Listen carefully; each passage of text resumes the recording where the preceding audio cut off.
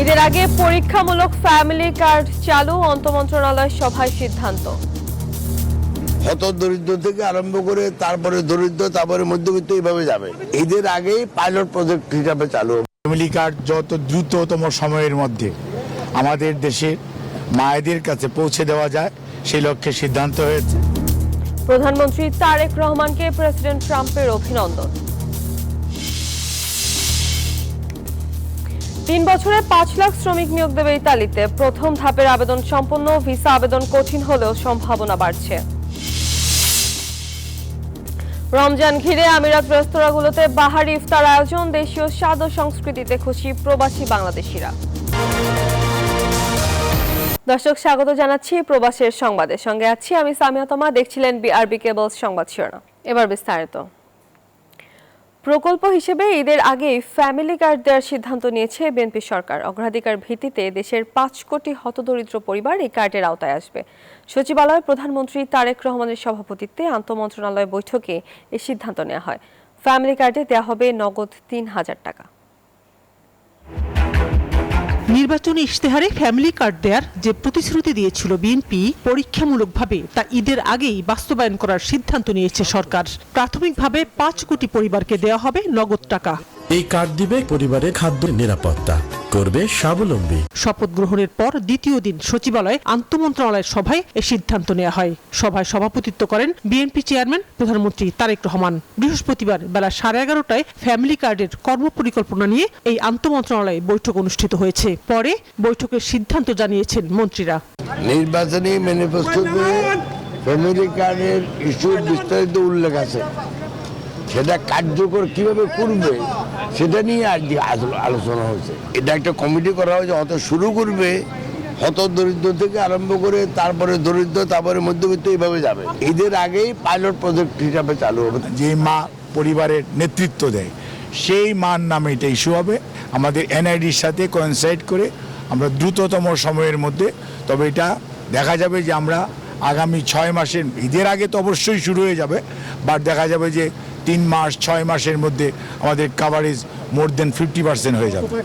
সরকার বলছে পর্যায়ক্রমে পরিবারের নারী সদস্যদেরকে এই কার্ড দেওয়া হবে। ফ্যামিলি কার্ড বিতরণ, বাস্তবায়ন পদ্ধতির নির্ধারণ এবং অর্থ বরাদ্দ সহ সামগ্রিক বিষয় ঠিক করতে অর্থমন্ত্রীকে প্রধান করে কমিটি করা হয়েছে বলেও জানা গেছে। এটা আমাদের নির্বাচনী ওয়াদার মধ্যে সবচেয়ে গুরুত্বপূর্ণ ওয়াদা। এই বিষয়গুলিকে চূড়ান্ত করার জন্য একটা ছোট্ট কমিটি গঠন করা হবে মাননীয় অর্থমন্ত্রীর নেতৃত্বে। কতটুকু করা যায়, কত দ্রুত করা যায়, সংখ্যায় কি হবে, এ নিয়ে আমরা বোধহয় 2-1 দিনের ভিতরে আমরা ফাইনাল। আগেই বোধহয় কিছু এরিয়া আমাদের ফিক্সড করা আছে। ফ্যামিলি কার্ডের ভিতরে যে সুবিধা থাকবে এর ভিতরে স্পেশালি মহিলাদের এবং ক্যাস্টটা। ফ্যামিলি কার্ড দেওয়ার ক্ষেত্রে রাজনৈতিক বা ধর্মীয় পরিচয় যাতে কোনোভাবেই সামনে না আসে তা নিয়ে নির্দেশনা দিয়েছেন প্রধানমন্ত্রী তারেক রহমান। দায়িত্ব নেওয়ার পর দ্বিতীয় দিনের মতো সচিবালয়ে অফিস করছেন প্রধানমন্ত্রী তারেক রহমান। সকালে মন্ত্রিপরিষদ বিভাগের এই ভবনের দ্বিতীয় তলায় প্রধানমন্ত্রীর জন্য রাখা কক্ষে তিনি প্রথমে বিভিন্ন বাহিনী প্রধানদের সাথে বৈঠক করেছেন। এরপর মন্ত্রিসভার সদস্যদের সাথে আন্তঃমন্ত্রণালয় বৈঠক করেছেন। সেই বৈঠকে বিএনপির নির্বাচনী ইশতেহারে যেসব প্রতিশ্রুতি ছিল সেগুলো বাস্তবায়নে মন্ত্রীদের কাজ করার নির্দেশনা দিয়েছেন প্রধানমন্ত্রী তারেক রহমান। সচিবালয় থেকে শাহনাজ ইয়াসমিন, নিউজ 24।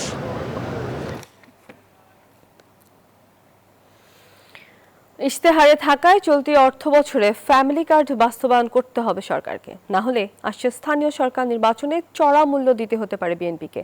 বৃহস্পতিবার রাজধানীর ব্র্যাক সেন্টারে এক অনুষ্ঠানে এসব কথা বলেন সিপিডির সম্মানীয় ফেলো ডক্টর দেবপ্রিয় ভট্টাচার্য। বছরের মাঝামাঝি সময় স্থানীয় সরকার নির্বাচন হবে এবং সেই স্থানীয় সরকার নির্বাচনের আকাঙ্ক্ষা ইতিমধ্যে নতুন মন্ত্রী বলেছেন মির্জা ফখরুল সাহেব। সেহেতু যদি স্থানীয় সরকারের প্রতিনিধিরা দায়িত্ব নেন একটি স্বচ্ছ সুষ্ঠু নির্বাচনের মাধ্যমে, তাহলে এই ফ্যামিলি কার্ডের চয়নটা, এই যে নির্বাচনটা আরেকটু জবাবদিহিতা এবং স্বচ্ছতার ভিতরে হবে বলে আমরা মনে করি। বাংলাদেশের 11তম প্রধানমন্ত্রী হিসেবে দায়িত্ব গ্রহণের জন্য তারেক রহমানকে অভিনন্দন জানিয়েছেন মার্কিন প্রেসিডেন্ট ডোনাল্ড ট্রাম্প। বুধবার তারেক রহমানের কাছে লেখা এক চিঠিতে অভিনন্দন জানানো হয়। চিঠিতে আমেরিকান জনগণের পক্ষ থেকে প্রধানমন্ত্রীর ঐতিহাসিক এই বিজয়ে শুভেচ্ছা ও সফলতা কামনা করা হয়। এতে বলা হয়, যুক্তরাষ্ট্র ও বাংলাদেশের অংশীদারিত্ব, পারস্পরিক সম্মান এবং একটি মুক্ত ও উন্মুক্ত ইন্দো প্যাসিফিক অঞ্চলে শক্তিশালী ও সার্বভৌম রাষ্ট্রগুলোর সমৃদ্ধি নিশ্চিত করার যৌথ স্বার্থের ভিত্তিতে গড়ে উঠেছে। নবনির্বাচিত প্রধানমন্ত্রীর নেতৃত্বে দুই দেশের বাণিজ্যিক সম্পর্ক আরও এগিয়ে যাবে বলে আশা প্রকাশ করা হয়েছে। ইতালিতে বাংলাদেশিদের জন্য নতুন সুযোগ। পর্যায়ক্রমে 5 লাখ শ্রমিক নিতে যাচ্ছে দেশটি। এরই মধ্যে প্রথম ধাপের আবেদন শেষ হয়েছে। 2026 সাল থেকে 2028 সাল পর্যন্ত শ্রমবাজারের ঘাটতি পূরণের ধাপে ধাপে এই শ্রমিক নেবে ইউরোপীয় দেশটি।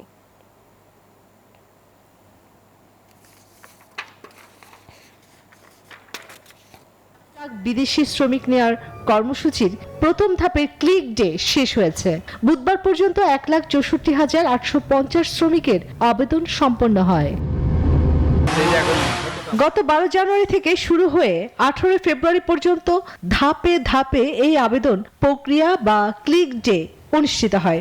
এর মধ্যে সিজনাল বা মৌসুমী কাজ, বিশেষ করে কৃষি ও পর্যটন খাতে বরাদ্দ ছিল 88,000 শ্রমিক। নন সিজনাল খাতে 76,200 জন এবং স্বনির্ভর কাজের জন্য কোটা ছিল 650 জনের।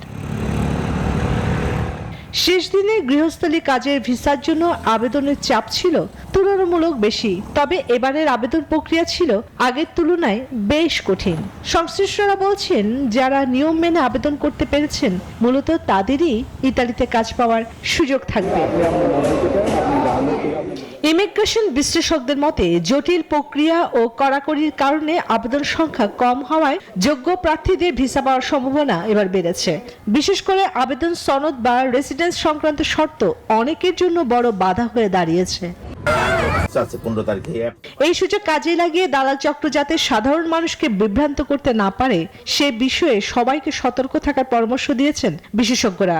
এদিকে চলতি বছরের 31 ডিসেম্বরের মধ্যে পরবর্তী 1,65,000 শ্রমিকের জন্য আগাম ফরম পূরণ প্রক্রিয়া শুরু হওয়ার কথা রয়েছে। চন্দ্রা, নিউজ 24। সৌদি আরবের সঙ্গে মিল রেখে মধ্যপ্রাচ্যের দেশ সংযুক্ত আরব আমিরাতে শুরু হয়েছে পবিত্র মাহে রমজান। রমজান ঘিরে প্রবাসী বাংলাদেশিদের মাঝে দেখা গেছে উৎসব মুখর পরিবেশ। বিশেষ করে দুবাইয়ের বিভিন্ন এলাকায় বাংলাদেশি রেস্তোরাঁগুলোতে বসেছে বাহারি ইফতার আয়োজন। রমজান মাসে দেশীয় স্বাদ ও সংস্কৃতিতে একাত্ম হয়ে ওঠেন আমিরাত প্রবাসী বাংলাদেশিরা। আরব আমিরাত থেকে সিরাজুল হকের পাঠানো তথ্য, চিত্রের ডেস্ক রিপোর্ট। রমজান এলেই বদলে যায় প্রবাসী বাংলাদেশিদের ইফতারের চিত্র। ছোলা, মুড়ি, বেগুনি, আলুর চপ, হালিম আর জিলাপির ঘ্রাণে মুখর হয়ে ওঠে সংযুক্ত আরব আমিরাতের বাংলাদেশি অধ্যুষিত এলাকাগুলো। দেশীয় স্বাদের ইফতারের পসরা সাজিয়ে বসেছে একের পর এক বাংলাদেশি রেস্টুরেন্ট। ইফতারের ঠিক আগ মুহূর্তে রেস্টুরেন্টগুলোর সামনে দেখা যায় উপচে পড়া ভিড়। কর্মব্যস্ত প্রবাসী বাংলাদেশিরা অফিস শেষে ছুটে আসেন পরিচিত স্বাদের টানে। পরিবারের জন্য কিংবা বন্ধুদের সঙ্গে ইফতার ভাগাভাগি করতে কিনে নেন পছন্দের খাবার। আমাদের বাঙালি বিপুল ইফতার সমাহার, আমরা অনেক কাস্টমার সমাহার পাচ্ছি ইনশাআল্লাহ। ভালো হচ্ছে আলহামদুলিল্লাহ। বাংলাদেশের মতো সবকিছু তৈরি হচ্ছে ইনশাআল্লাহ, সমস্যা নাই। আলহামদুলিল্লাহ ইফতারের আয়োজনে আমরা বিশাল আয়োজন করছি। প্রবাসী বাংলাদেশিদের বেশিরভাগই বিভিন্ন কোম্পানিতে কর্মরত। দীর্ঘ কর্মঘণ্টের পর রেস্টুরেন্টের তৈরি ইফতারই তাদের জন্য সহজ ও স্বস্তির বিকল্প। তাই নানা স্বাদের মুখরোচক ইফতার কিনতে ভিড় জমান তারা। বাংলাদেশি যেসব প্রতিষ্ঠানগুলো আছে এখানে, রেস্টুরেন্টগুলা ভালো মানের খাবার তৈরি করে, ওই খাবারগুলো আমরা খেয়ে পরিবারের কথা আমরা মানে কিছুটাই তৃপ্তি পাই যে না, আমাদের বাংলাদেশি খাবারগুলো এখানে আছে। আজকে সবাই একটু ফ্রি ছিল, এই কারণে আমরা এখানে আসলাম, তো হয়ে গেল আর কি। স্পেশালি সাথে আমরা অ্যাড করেছি চিকেন ক্রিসপি চিকেন, তারপর ফিশ কাবাব, খিচুড়ি, তেহারি, স্পেশাল হালিম। দেশীয় খাবারের পাশাপাশি আমিরাতের ঐতিহ্যবাহী ইফতার সিরিয়ান, লেবানিজ, ফরাসি ও ইউরোপীয় খাবারও যোগ করেছে ভিন্ন মাত্রা। প্রতিদিন একটি বাংলাদেশি রেস্টুরেন্টে 3 থেকে 5,000 দিরহাম পর্যন্ত ইফতার বিক্রি হচ্ছে। শুধু বাংলাদেশিরাই নন, অন্যান্য দেশের মানুষের কাছেও দিনে দিনে জনপ্রিয় হয়ে উঠছে বাংলাদেশি ইফতার। Desk report, news 24। Tarique Rahman প্রধানমন্ত্রী হওয়ায় আনন্দ মিছিল করেছেন লেবানন প্রবাসী বাংলাদেশিরা। তারেক রহমান প্রধানমন্ত্রী নির্বাচিত হওয়ায় উচ্ছ্বাসিত তারা। আনন্দ মিছিল আর মিষ্টি বিতরণ কর্মসূচির মাধ্যমে বিজয় উদযাপন করেছেন তারা। আয়োজনে লেবানন বিএনপি সভাপতি আমিনুল ইসলাম আইমান এবং সাধারণ সম্পাদক সৈয়দ মোহাম্মদ সহ আরও অনেকে উপস্থিত ছিলেন। দলীয় স্লোগান আর করতালির মধ্য দিয়ে তারা নতুন সরকারকে শুভেচ্ছা জানিয়েছেন। জনাব তারেক রহমানকে প্রধানমন্ত্রী হিসেবে আমরা পেয়েছি। এই আনন্দে আমরা মুখরিত অবস্থায়, আমরা উৎফুল্লিত। বাংলাদেশের সকল জনগণকে বিএনপির প্রতি আস্থা ও বিশ্বাস রাখার জন্য লেবানন বিএনপির পক্ষ থেকে ধন্যবাদ এবং অভিনন্দন জানাই। ত্রয়োদশ জাতীয় সংসদ নির্বাচনে বিএনপি নিরঙ্কুশ বিজয়ে দোয়া মাহফিলের আয়োজন করেন সৌদি আরব পশ্চিমাঞ্চল বিএনপির সদস্যরা। বিএনপির বিজয় উদযাপনে দোয়া মাহফিল বেগম খালেদা জিয়ার আত্মার মাগফিরাতে কামনা করেন তারা। আতিকুল ইসলাম রনির সঞ্চালনায় মাহফিলে সভাপতি ছিলেন মাইন চৌধুরী, সাধারণ সম্পাদক শফিক আহমেদ সহ আরো অনেকে উপস্থিত ছিলেন।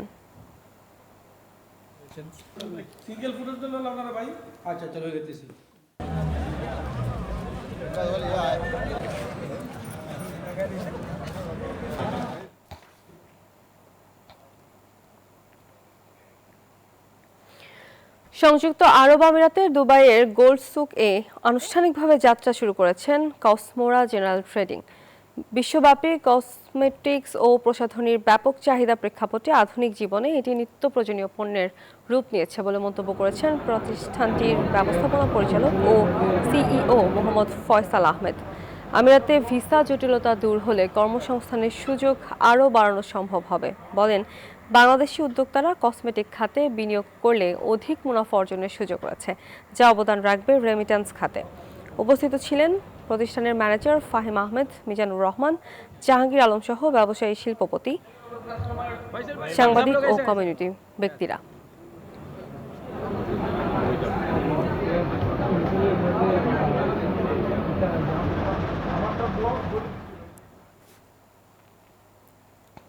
একদিন এতিমদের মধ্যে কেউ প্রধানমন্ত্রী হবেন, সে রাজনৈতিক সংস্কৃতি গড়ে তুলতে কাজ করছে জামায়াত, এমন মন্তব্য করেছেন জামায়াতের আমির ডাক্তার শফিকুর রহমান। নিজ নির্বাচনী এলাকায় এতিমদের সাথে ইফতার অনুষ্ঠানে এসব কথা বলেন তিনি। বলেন, গণতন্ত্র রক্ষায় দায়িত্বশীল বিরোধী দল হিসেবে দেশ গঠনে সরকারকে সর্বাত্মক সহযোগিতা করতে চায় জামায়াত। মিরপুরে নিজ নির্বাচনী এলাকায় এতিমদের নিয়ে প্রথম রোজা ইফতার করলেন জামায়াত আমির ডাক্তার শফিকুর রহমান। বৃহস্পতিবার রাজধানীর মিরপুর 13 নম্বরে একটি রেস্টুরেন্টে এই ইফতার মাহফিলের আয়োজন করে জামায়াত। এতে জামায়াত আমির ছাড়াও দলের অন্যান্য নেতারা উপস্থিত ছিলেন। আজকে বলা হচ্ছে যে জামায়াত আমির বলেন, একদিন এতিমদের মধ্য থেকে কেউ একজন প্রধানমন্ত্রী হবেন, সেই রাজনৈতিক সংস্কৃতি গড়ে তুলতে কাজ করছে জামায়াত। একদিন তাদের মধ্য থেকে যেন কেউ বের হয়ে সে দেশের প্রধানমন্ত্রী হয়, আমি আল্লাহর দরবারে দোয়া করি। এতিমদের আসল অভিভাবক হচ্ছেন আল্লাহ সুবহানাহু ওয়া তাআলা। দুনিয়ায় আমরা যারা আছি তাদেরকে আল্লাহ তাআলা দায়িত্ব দিয়েছেন এদের প্রতি ভালোবাসা এবং সম্মান প্রদর্শন করার জন্য। ইফতার মাহফিলে বিরোধী দলীয় নেতা ডাক্তার শফিকুর রহমান কথা বলেন গণতন্ত্র ও সংসদ নিয়েও। বলেন, দেশ গঠনে সরকারকে সর্বাত্মক সহযোগিতা করতে আগ্রহী জামায়াতে ইসলামী। আমরা একটি দায়িত্বশীল বিরোধী দল হিসাবে দেশকে সামনের দিকে এগিয়ে নিয়ে যাওয়ার জন্য ন্যায় এবং সত্যের পথে, সুবিচার কায়েমের পথে, দুর্নীতিমুক্ত সমাজ গঠনের পথে, মানবিক সমাজ গঠনের পথে আমরা আপনাদের পাশে থেকে আপনাদেরকে সর্বাত্মক সহযোগিতা করতে চাই।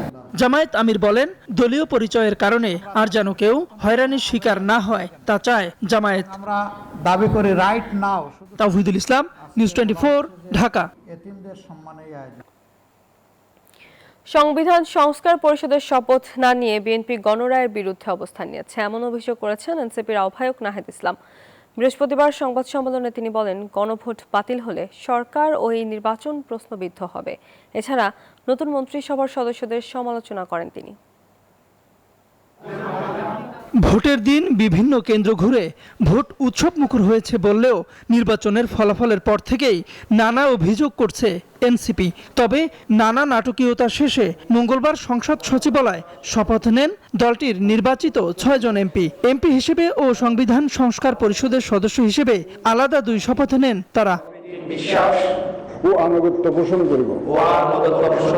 বিএনপির বিরুদ্ধে ক্ষোভ জানিয়ে নতুন সরকারের শপথ অনুষ্ঠান বর্জন করা এনসিপি বৃহস্পতিবার জানালো আনুষ্ঠানিক প্রতিক্রিয়া। রাজধানীর বাংলা মোটরে দলীয় কার্যালয়ে দলটির আহ্বায়ক জানান, এই গণভোট বাতিল হলে নির্বাচনও প্রশ্নবিদ্ধ হবে। সংস্কারের সাথে প্রতারণা করা হয়েছে, এটি নতুন বাংলাদেশের যে আকাঙ্ক্ষা, সেই আকাঙ্ক্ষার সাথে প্রতারণা করা হয়েছে এবং যে গণরায় এসেছে গণভোটে, সেই গণরায়কে বৃদ্ধাঙ্গুলি দেওয়া হয়েছে। এটি না হলে বাংলাদেশ আসলে আগের বাংলাদেশই থাকবে, সেই স্বৈরতান্ত্রিক কাঠামোতেই থাকবে। অন্তর্বর্তী সরকারের দায়িত্ব পালন করা ব্যক্তি পররাষ্ট্রমন্ত্রী হওয়ায় ডক্টর ইউনূসের সরকারের নিরপেক্ষতা নিয়েও প্রশ্ন তোলেন নাহিদ ইসলাম। আওয়ামী লীগ নিষিদ্ধ থাকা সত্ত্বেও গত 2-1 দিন ধরে আওয়ামী লীগ পুনর্বাসন করা হচ্ছে বলেও অভিযোগ করেন এনসিপি প্রধান। বাংলাদেশে ফ্যাসিস্ট আওয়ামী লীগদেরকে পুনর্বাসনের একটা প্রচেষ্টা চলমান আছে। আওয়ামী লীগের কার্যালয়গুলো খোলা হচ্ছে এবং আওয়ামী লীগকে প্রশ্রয় দেওয়া হচ্ছে। আমরা মনে করি না এটা অটোমেটিক ভাবে হচ্ছে, এটা অবশ্যই এই নতুন সরকারের প্রশাসনের এবং সরকারি দলের প্রশ্রয়ে এটা হচ্ছে। তাদের কাছ থেকে গ্রিন সিগন্যাল ছাড়া আওয়ামী লীগ এটা করার সুযোগ বা সাহস পেত না। রাজনীতির নয়া বন্দোবস্ত, গণতন্ত্র ও ইনসাফ প্রতিষ্ঠার অঙ্গীকারে গেল বছর আত্মপ্রকাশ করে এনসিপি। তবে বছর না পেরোনো দলটি জামায়াতের সাথে জোট করে ত্রয়োদশ জাতীয় সংসদ নির্বাচনে লড়ে নির্বাচিত হয়েছে 6 জন এমপি। তাওহিদুল ইসলাম, নিউজ 24, ঢাকা। মব করে অটো পাস আর হবে না বলে হুঁশিয়ারি দিয়েছেন শিক্ষামন্ত্রী ডক্টর এহসানুল হক মিলন। পাশাপাশি দাবি আদায়ের নামে কথায় কথায় শিক্ষকদের রাজপথ দখলও বরদাস্ত করবে না সরকার বলে জানান তিনি। নিয়মের মধ্যে আনতে ইংলিশ মিডিয়াম স্কুলগুলোকে শিক্ষা মন্ত্রণালয়ের আওতায় আনা হবে বলেও জানান তিনি। দায়িত্ব নেওয়ার পর সচিবালয়ের দ্বিতীয় দিনে এসব কথা বলেন শিক্ষামন্ত্রী। করোনা মহামারীর দোহাই দিয়ে 2020 সালে দেশে চালু হয় অটোপাসের সংস্কৃতি, যার উদ্যোক্তা তৎকালীন শিক্ষামন্ত্রী ডক্টর দীপুমণি। মবের মুখে দাবি মেনে নেওয়াটা শুরু হয় 2024-এর আগস্টে। স্থগিত পরীক্ষাগুলো বাতিলের দাবি নিয়ে সচিবালয়ে ঢুকে পড়ে একদল শিক্ষার্থী। চাপের মুখে সব দাবি মেনে নেয় সবেমাত্র দায়িত্ব নেওয়া অন্তর্বর্তীকালীন সরকার। এরপর থেকে অটোপাস পরিণত হয় রেওয়াজে।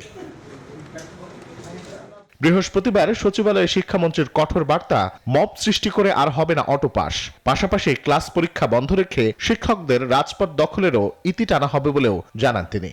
ক্লাসরুম ছেড়ে আন্দোলন করবেন, এটা তো হতে পারে না। আপনাদের দাবি দেওয়া যেভাবে আসা সেভাবে আসবে, আমরা সেগুলিকে অ্যাড্রেস করব। এমন তো আমরা অ্যাড্রেস করছি না, আমরা করব, কিন্তু রাজপথ দখল করে তো দাবি দেওয়া আদায় করার কোনো প্রয়োজন নেই, কারণ আমরা দাবি দেওয়া আদায় করতে করতে এইটুকু পর্যন্ত এসেছি। মন্ত্রী হিসেবে প্রথম দিনেই শিক্ষা খাতে হাই জাম্প নয় বরং পোল ভোল্ট জাম্প দিতে বলে আলোচনায় আসা শিক্ষামন্ত্রী এবার ধরলেন ইংলিশ মিডিয়াম স্কুলগুলোকে। তার সাফ জবাব, নিয়মে আসতে হবে ইংলিশ মিডিয়ামকে। বদলি বাণিজ্য রুখতে মন্ত্রণালয়গুলো হবে অ্যাপ ভিত্তিক বলেও জানান তিনি। এই যাবৎ এখন পর্যন্ত আমার বিরুদ্ধে কোনো দুর্নীতি অভিযোগ আনতে পারেনি। অতএব আজকে এই কথাটি স্মরণ করে দিয়েছি যে এই মন্ত্রণালয়টি হচ্ছে শিক্ষা মন্ত্রণালয়, এটা অন্য 10টি মন্ত্রণালয়ের মতো নয়, এটি বেসিক মন্ত্রণালয়। এদিকে শিক্ষাকে জিডিপির 5% বরাদ্দ নিশ্চিতে সরকার অঙ্গীকারবদ্ধ বলে জানান শিক্ষা প্রতিমন্ত্রী ববি হাজ্জাজ। শিক্ষা হবে রাষ্ট্রের প্রথম বিনিয়োগ, মানব সম্পদের মূল কারখানা এবং জাতি গঠনের প্রধান প্রকল্প। রেশাদ হাসান, নিউজ 24, ঢাকা। সড়কে টাকা দিতে বাধ্য করা হলেই তা হবে চাঁদাবাজি, এমন মন্তব্য করেছেন সড়ক পরিবহন ও সেতু মন্ত্রী শেখ রবিউল আলম। সরকারের 180 দিনের পরিকল্পনায় সড়কে শৃঙ্খলা ফেরানোই প্রধান কাজ বলে জানান সড়ক পরিবহন মন্ত্রী। এবারও ঈদে মানুষের যাত্রায় স্বস্তি ফেরানো হবে। মেট্রো রেলের কাজ দ্রুত গতিতে চলবে। এছাড়া বিআরটি প্রকল্প রাষ্ট্রের জন্য নয়, ব্যক্তি স্বার্থে হয়েছিল বলেও মন্তব্য করেন তিনি। বৃহস্পতিবার সচিবালয়ে সাংবাদিকদের সাথে আলাপকালে এসব কথা বলেন সড়ক পরিবহন ও সেতু মন্ত্রী। সড়ক পরিবহনের চাঁদা যেটা বলা হয়, সেভাবে আমি চাঁদা দেখছি না। সেটা হচ্ছে বাস মালিক সমিতি আছে, আবার শ্রমিক সমিতিগুলিও আছে, ফেডারেশন আছে। তারা তাদের কল্যাণে, এটা একটা অলিখিত বিধির মতো কোনো সময় তাদের কল্যাণেই তারা এটা ব্যয় করে, বিধায় কালেক্ট করে তাদের সম্মতিতে। চাঁদা আমি ওইটাকে বলতে চাই যে কেউ দিতে চান না বা তাকে বাধ্য করা হচ্ছে, সেটা হলো চাঁদা। এপস্টেইন কেলেঙ্কারিতে সাবেক ব্রিটিশ প্রিন্স অ্যান্ড্রু মাউন্টব্যাটেন উইন্ডসরকে নিরাপত্তা হেফাজতে নেওয়া হচ্ছে। বৃহস্পতিবার তার গ্রেপ্তারের বিষয়টি নিশ্চিত করেছে টেমস ভ্যালি পুলিশ। এপস্টেইন কেলেঙ্কারিতে প্রকাশিত নথি অভিযোগ ভিত্তিতে স্যান্ডরিংহাম স্টেটে উড ফার্ম থেকে তাকে গ্রেপ্তার করা হয়। এদিকে বাকিংহাম প্যালেস সূত্র জানা গেছে, রাজা চার্লস তৃতীয় অভিযোগগুলো নিয়ে গভীর উদ্বেগ প্রকাশ করেছেন।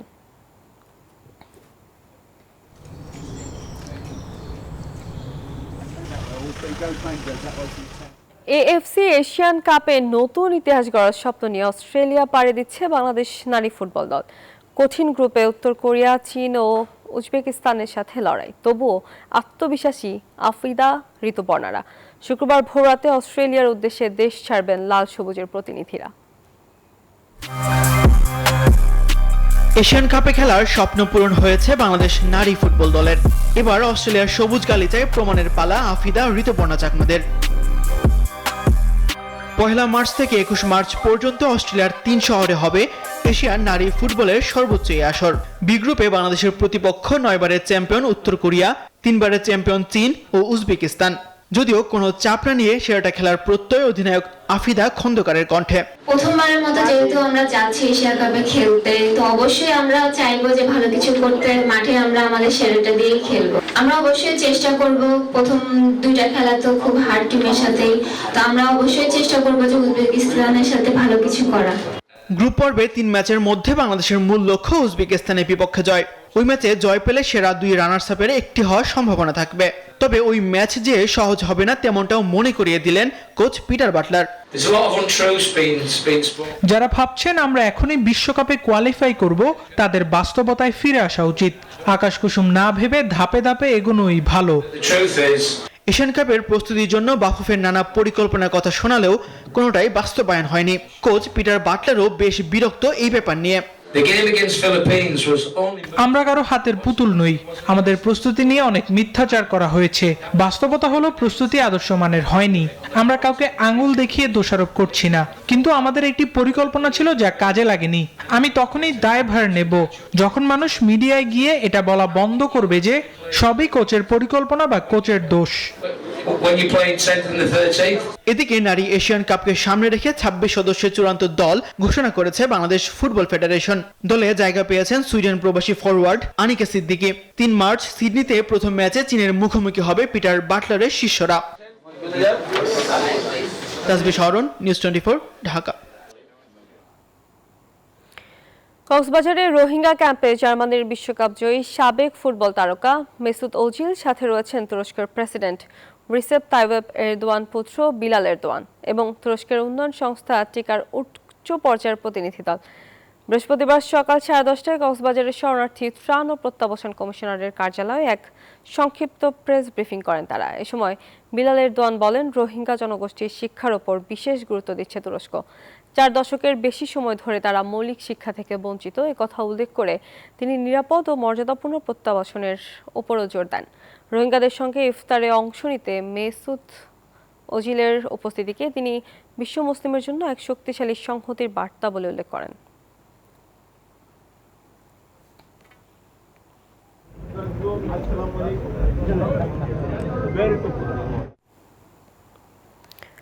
দর্শক, এই ছিল নিউজ 24 প্রবাসের সংবাদে। এতক্ষণ সঙ্গে থাকার জন্য ধন্যবাদ।